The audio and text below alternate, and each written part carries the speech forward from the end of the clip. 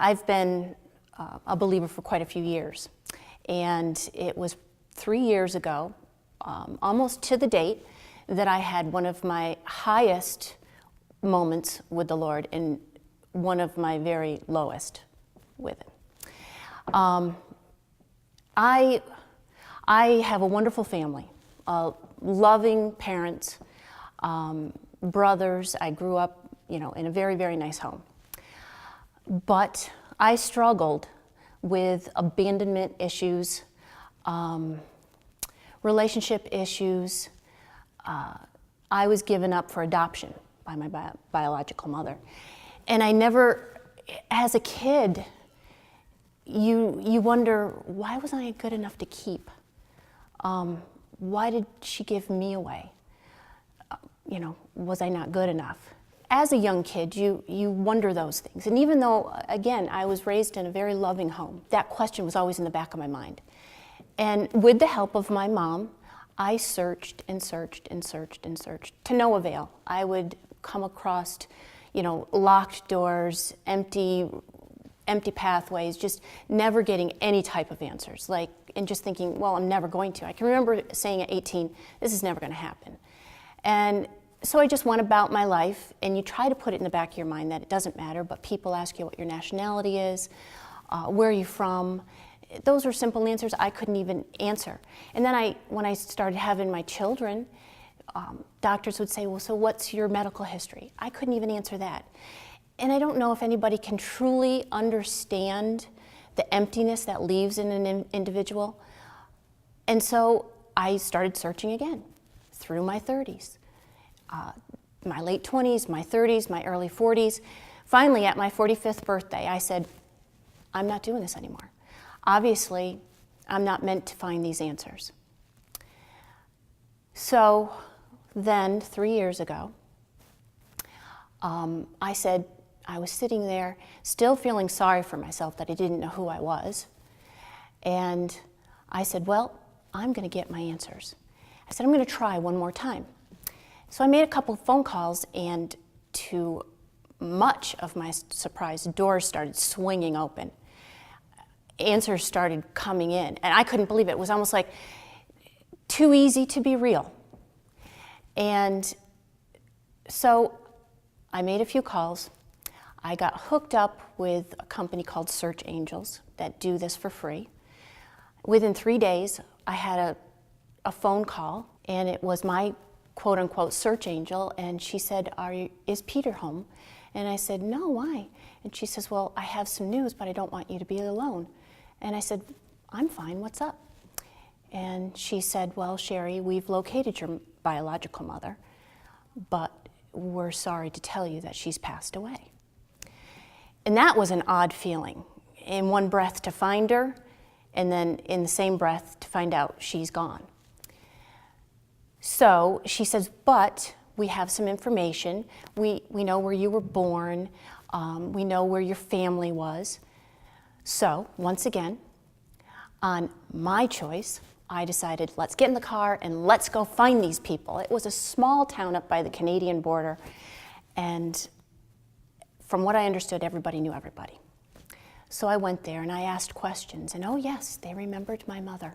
Beautiful young girl, always smiling, wonderful, attended church. Her mother, your grandmother, they would say, she led the Sunday Bible class. She was a wonderful Christian. So my next question was, well, who was my biological father? And that's when the conversation always ended, and nobody really wanted to answer that. Well, we didn't even know that that my biological mother's name was Edith, that you were even here. We didn't even know about you. And it just didn't sit right. I knew there was more to the story. For 47 years of searching, I finally found my answer. And I thought it was going to be the happiest day of my life, and it turned out to be the saddest, because I found out that I was the byproduct of a rape.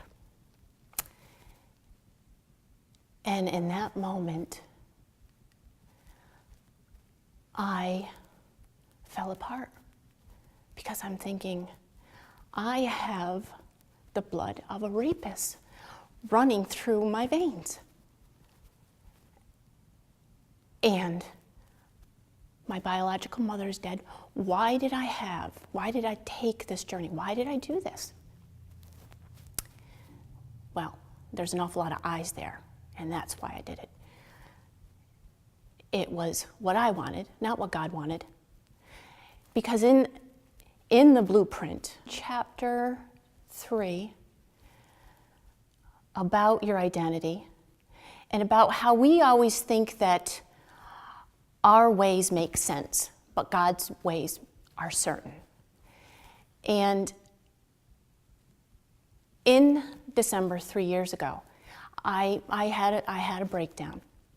I totally had a complete, utter meltdown, crying, wishing I never knew who he was, because I figured by who he was, it made me someone I didn't want to be.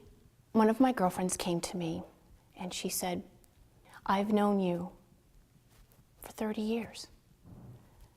She said, "I've watched God use you as a vessel to bring your uncle who was dying of cancer to the Lord. Your dad, who passed away suddenly 4 months prior to that, he used you as a vessel to bring him to the Lord. He brought your brother to the Lord using you by planting seeds. God had a purpose for putting you in this family, and you need to remember that." And those words were comforting. And then I had another girlfriend stop by, and she said, "I only have one thing to say to you." Because I kept saying, "I can't believe this man is my father." And she looked at me and she goes, "No, you need to stop." She goes, "He's not your father. You're the daughter of the king." And at that moment, I remember thinking, she's right. I'm wonderful. I'm exactly who he wanted me to be. And as you were going through the chapters of the blueprint and reading, identity and showers and jars, just all of God's blessings and who we are. This journey can't be about what we want, because God already knows what he has planned for us. We just need to follow that path. I know now today that my Heavenly Father never, ever wanted me to find out those things. He protected me as long as he could. And it's kind of like with my own kids, they ask me, "Oh, please, Mommy, please, please, please, please, please." And after a while, you just go, "Okay, fine." And I think that's what he did with me. You had one chapter about divine devastation. He had to break my heart so he could truly have all of it. And my walk in the last 3 years has drawn me so close to him in so many beautiful, wonderful ways that I used to say, "Oh yeah, I know Jesus." Well, now I'm having a love affair with the Lord. I am the unmoved movement.